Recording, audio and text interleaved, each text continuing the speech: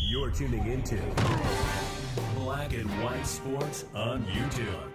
The no-holds-barred truth on sports.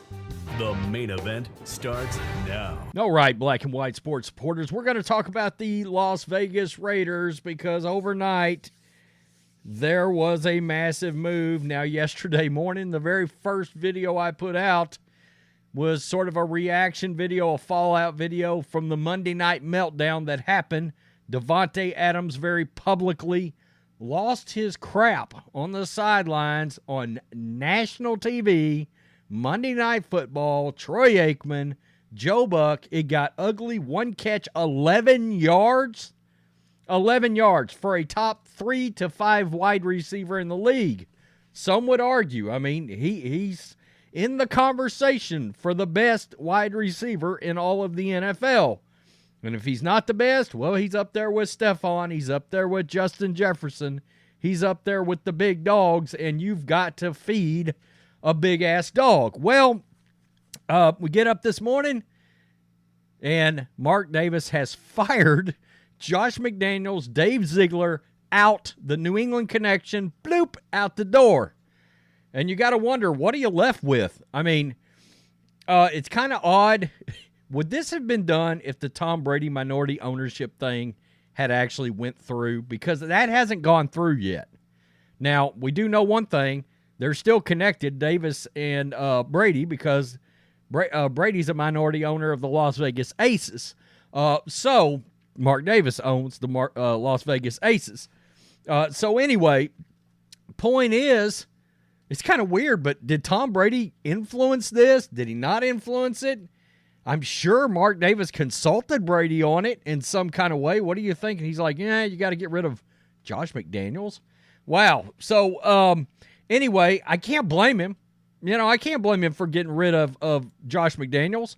It was a nightmare, and it was embarrassing what happened the other night. So let's get to this. Let's get to the actual statement, and then we'll get to all the other particulars around this thing. This was a dumpster fire, an absolute tire fire, a hot trash garbage fire.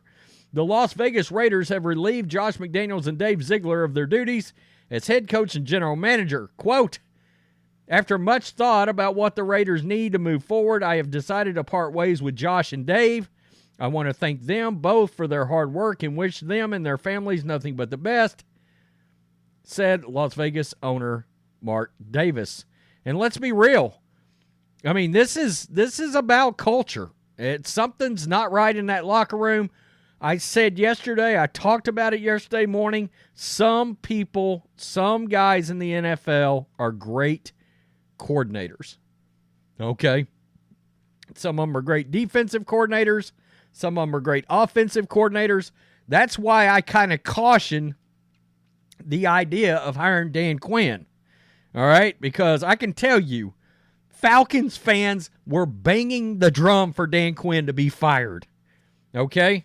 And he's been obviously a great defensive coordinator before he got the Falcons job and before he got the job in Dallas. But some of these guys, Norv Turner is the offensive guy I always thought about, and he got multiple shots.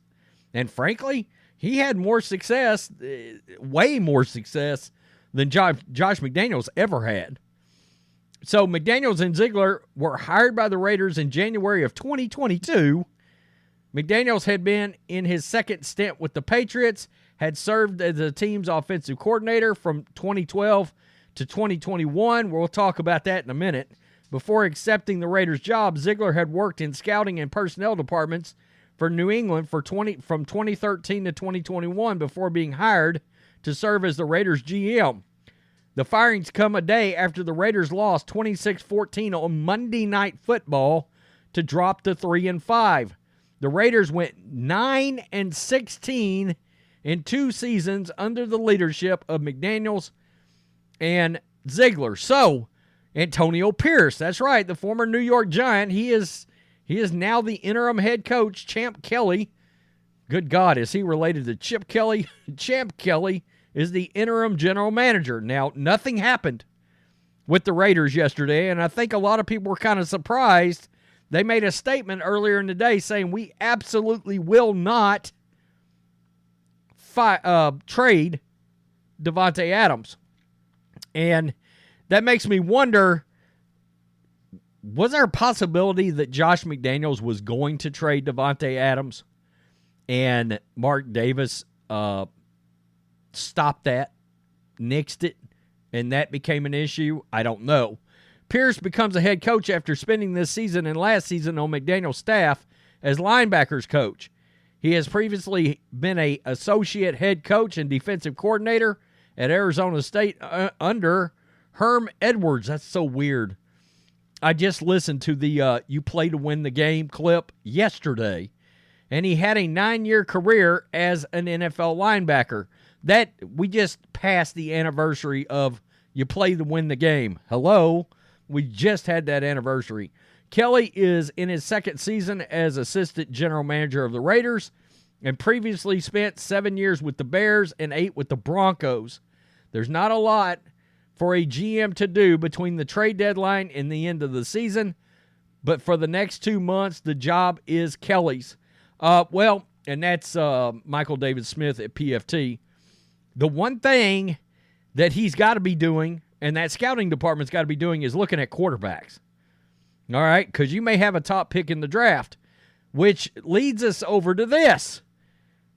After that news came out, the Raiders are really considering Aidan O'Connell as a starting quarterback this Sunday, and my gut feeling is he's going to play out the rest of the year to find out whether or not he's the potential future starter. All right. Raiders head coach Antonio Pierce's first decision may be to bench Jimmy Garoppolo and replace him with rookie Aidan O'Connell. Okay, so that now leads another question. If this was going to be done, why not do it before the trade deadline? And I understand you don't want to go into chaos and the bad timing between Monday Night Football and the trade deadline being the next day. But you could have probably traded Jimmy Garoppolo to the Vikings for like a 6th-round pick. And you could have got something back for Garoppolo, all right? I mean, look, Garoppolo's look like a mess, but, well, Josh McDaniels was a mess, all right? And it's clear whatever he was doing on offense, his scheme was not working with this team, okay? And Jimmy's been hurt. We all know the thing around Jimmy Garoppolo. Jimmy's probably gone. My gut feeling is now Jimmy will end up being a backup somewhere. Maybe they will grant Jimmy a release. And you just rock forward with Brian Hoyer and Aidan O'Connell. Because there is teams out there that will pick up Jimmy Garoppolo. And he'll either be their backup. I mean, they could release Garoppolo, and you've got to think the Vikings and the Browns are still going to take a hard look at Jimmy with their quarterback situation being in flux as well. Raiders are leaning towards O'Connell as their starting quarterback for Sunday against the Giants, according to Vincent Bonsignore of the Las Vegas Review-Journal. O'Connell has only started one game. When Garoppolo was hurt, he did not play well in a loss to the Chargers, but the Raiders may feel it makes more sense to start a rookie and see what he can do rather than stick to Garoppolo or turn to Brian Hoyer, who's also a train wreck. Actually, come to think of it, Jimmy Garoppolo getting picked up by the New England Patriots, I wouldn't think would be out of the question either, because their backup quarterback situation behind Mac Jones is trash. Bailey Zappi can't run Bill O'Brien's offense. That's why you've seen so much drama with Malik Cunningham and Bailey Zappi and that whole release, practice squad, release, practice squad, and then finally they had to make a decision, and they signed Malik Cunningham and Bailey Zappi. Ex-Raiders head coach, of course, took 2 massive swings in the offseason. Chandler Jones, the other Davante Adams.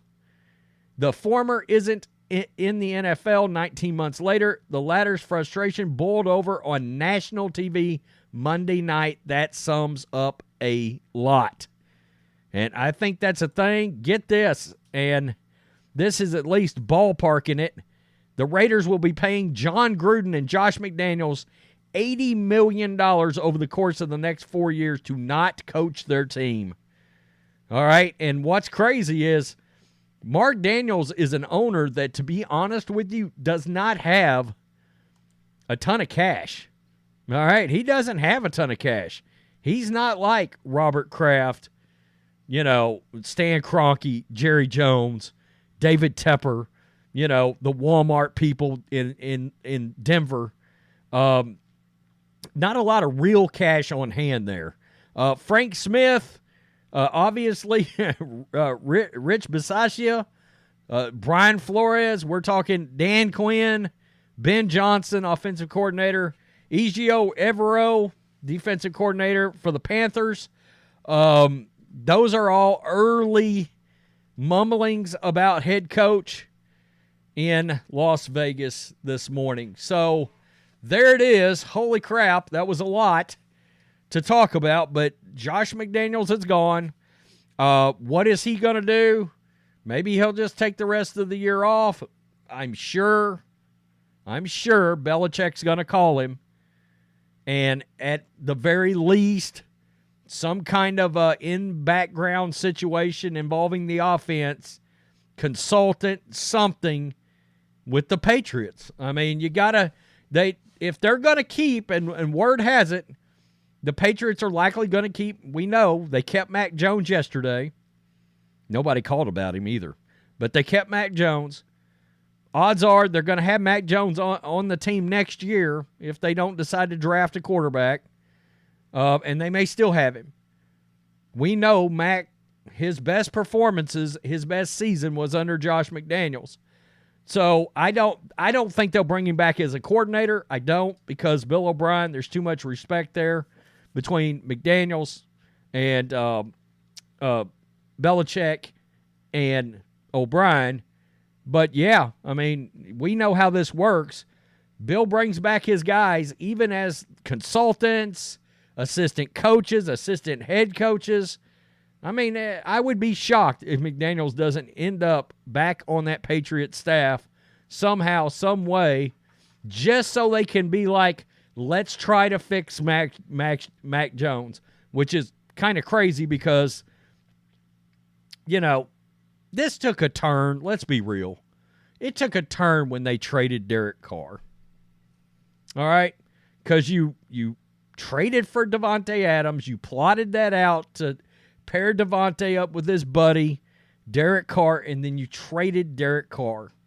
And I'm like, if McDaniels is supposed to be this great offensive coordinator, how do you not get something out of Derek Carr as a quarterback?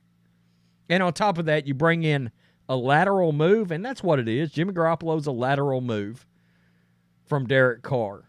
It makes no sense. I mean, I know there was that Patriot connection and all that. How'd that work out for you? Wow. That visually being awful on Monday night, and then Josh Jacobs being pissed, obviously, in his comments, and Davante Adams being pissed. Mark Davis obviously called players in and talked to some of those top dogs on that team. And that situation with McDaniels was toxic. It had to have been. Tell me what you think. Peace. I'm out. Till next time. Thanks for watching the show. Be sure to like, comment, and subscribe. Be sure to tune in next time on Black and White Sports.